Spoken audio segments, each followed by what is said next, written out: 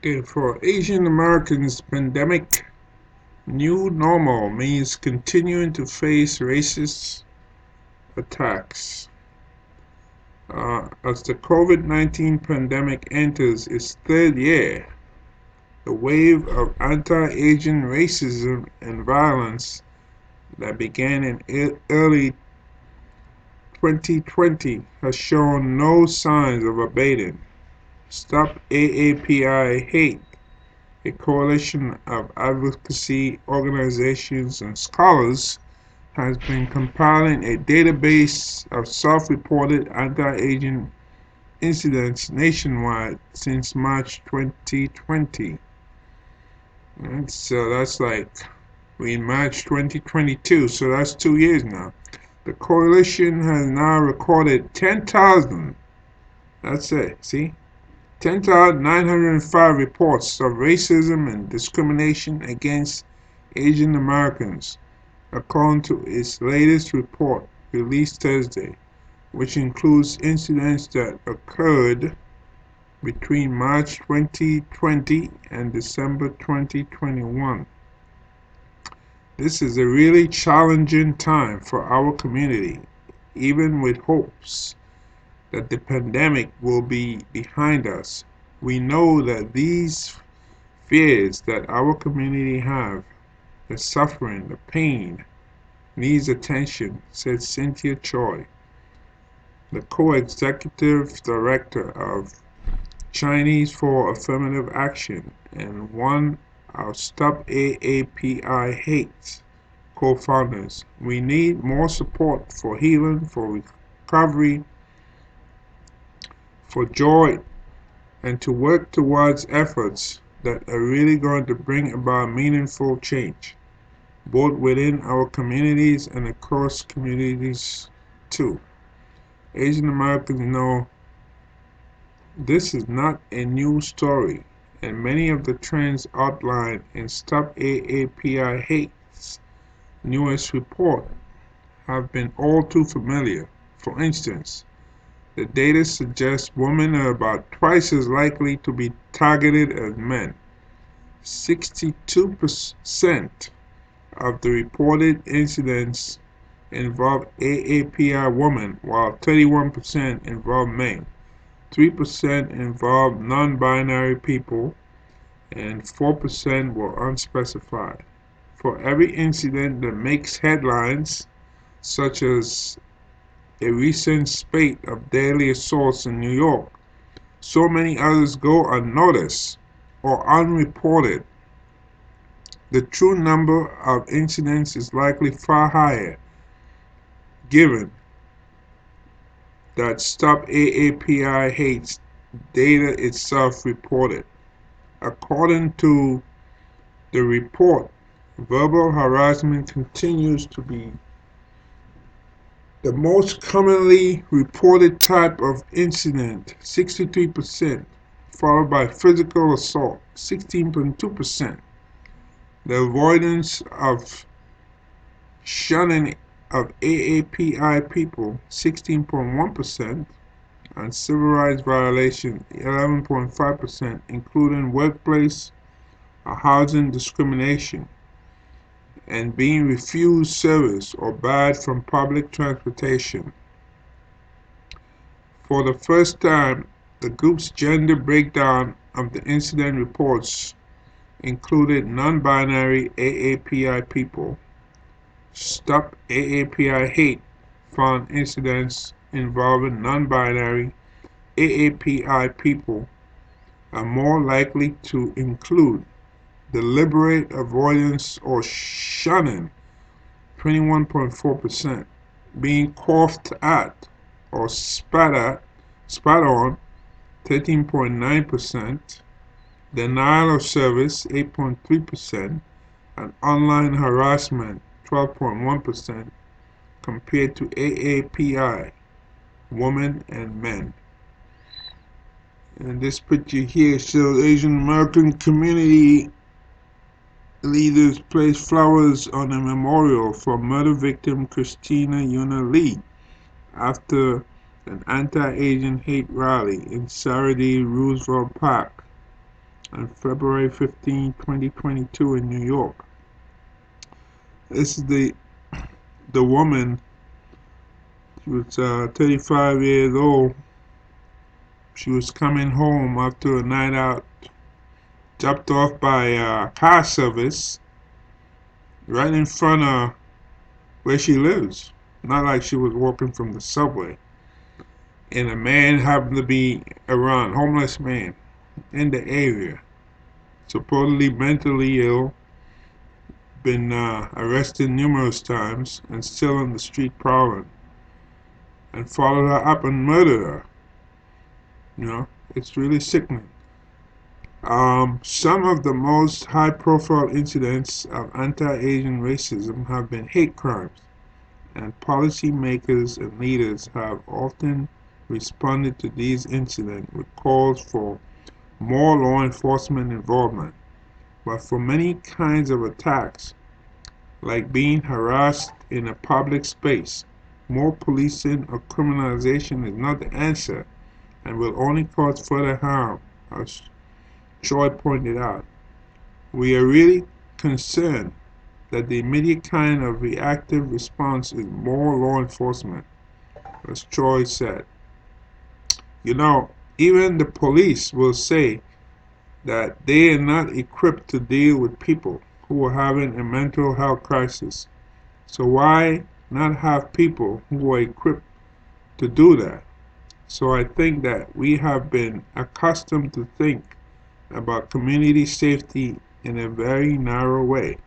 Instead, Stop AAPI Hate and other AAPI advocacy groups have called for more community-based and systemic approaches. For example, among the group's recommendation is treating street harassment as a gender-based and public health problem instead of just accepting it as a fact of life for women.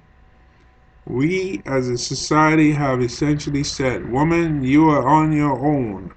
Street harassment, there's nothing we can do about it. Navigate the world, the decisions you make based on the fear for your own safety, Choi said. It's incredibly important that we not just accept that this is happening. Just because it's not criminal doesn't mean that we don't take it seriously and that there isn't something we can do. Okay, so this is a press conference and memorial vigil for Yao Pan Ma, who died in December after being attacked in a New York City street while collecting cans. This man died after he was in the ICU.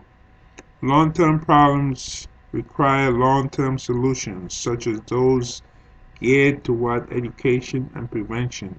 Choi said she would like to see lawmakers better engage community-based organizations that have already done the groundwork.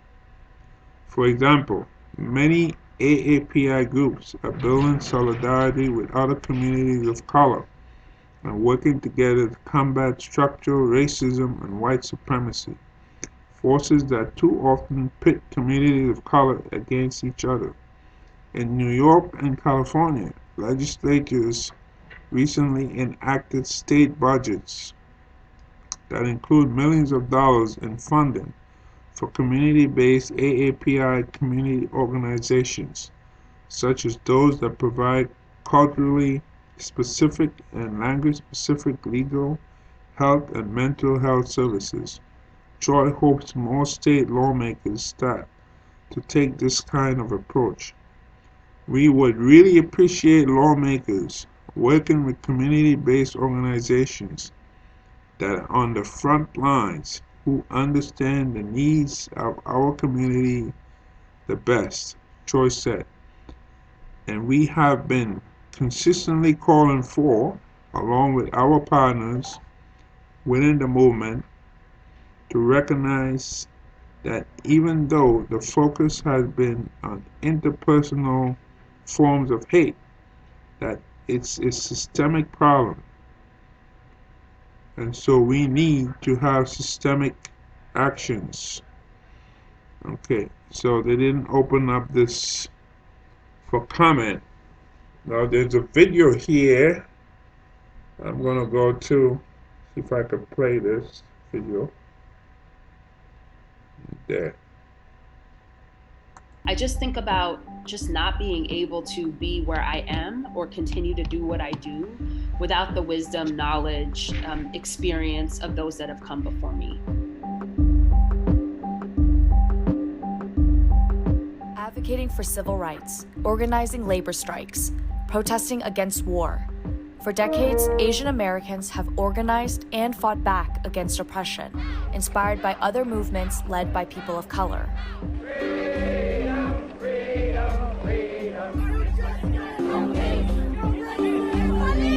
Throughout history, Asians have been subjected to colonialism and imperialism, creating cycles of trauma. But now, generations of Asian Americans are using their different experiences to reclaim the past by building solidarity with other marginalized communities.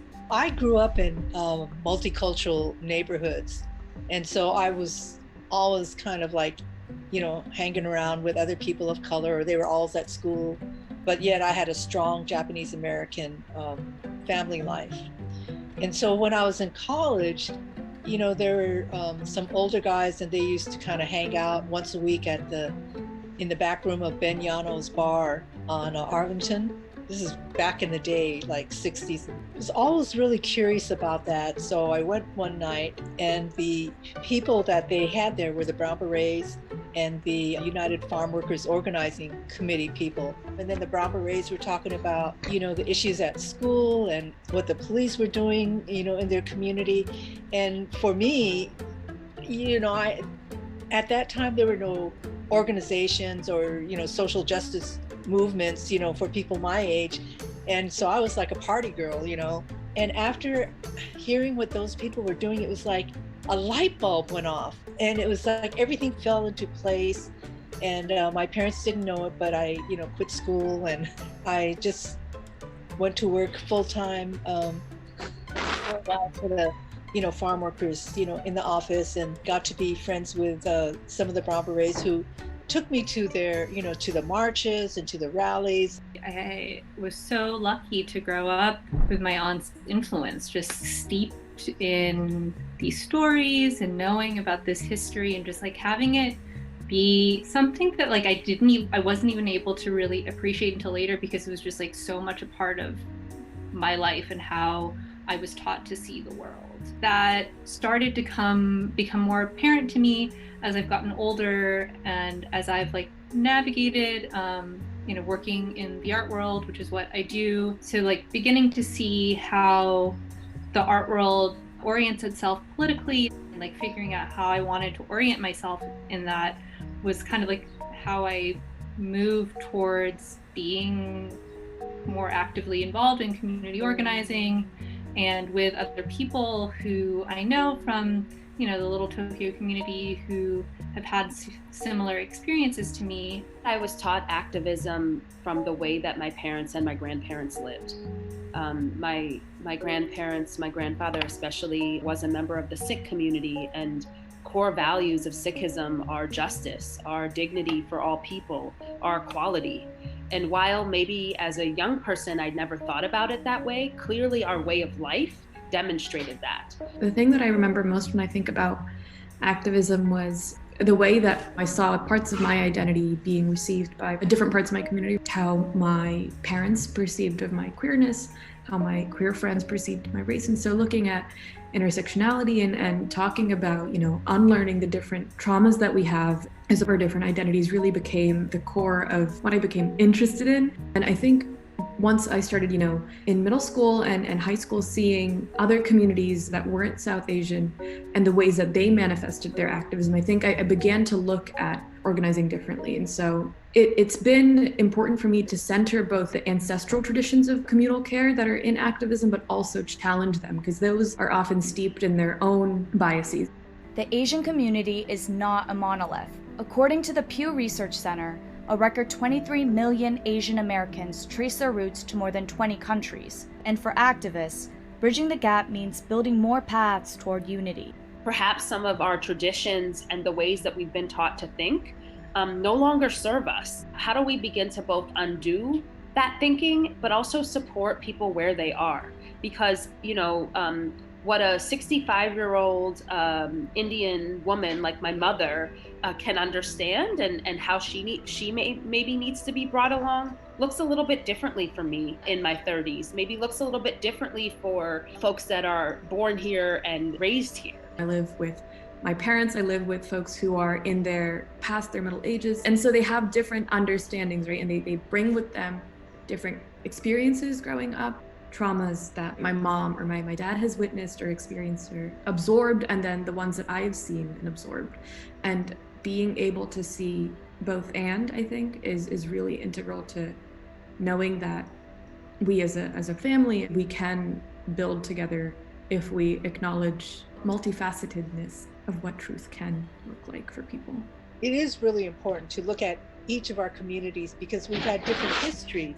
A lot of our Asians have come over maybe after the war, and many in our Asian Pacific Islander Native Hawaiian community don't know that there was an Asian movement before, that there were, people that really had to fight internally for some of the programs that we and institutions that we have now. It's important for us to learn more about each other because it's not all in those textbooks in Asian studies.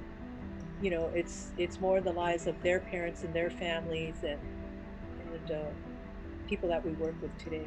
I think just having like a really self-reflexive attitude and just like always thinking about what our position is and like how we can use that position to draw from our experiences and to center ourselves, but like the struggle, and that's like the shared thing. I would hope that every generation both looks back as Indigenous practice teaches us to garner and to really be rooted in the past, but also looks ahead to the futures, the generations that come after us, and are thinking in that way in anything that we're doing.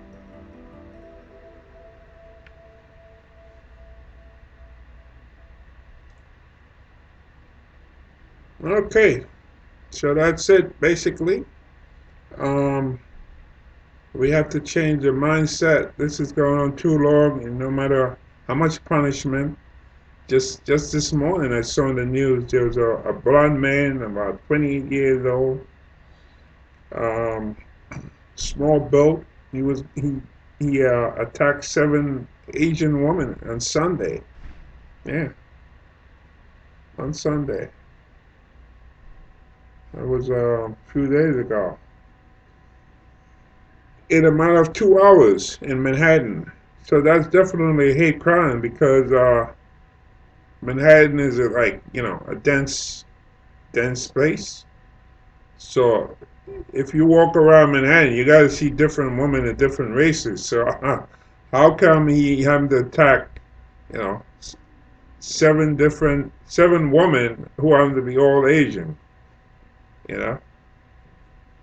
Maybe if you were walking in Chinatown, okay, because Chinatown, chances are you're gonna find like Asian people more concentrated there. Yeah, that may make more sense. But he wasn't in Chinatown. He was like around, let's see, around, I think, East 17th Street, Union Square, about in that area. That's not a so-called Asian area. So he went on the prowl. He went out hunting for Asian people. And more than likely he passed some Asian men, but he didn't attack them. Instead he attacked Asian women. What does that tell you? That tells you that he's a punk. That's what that means.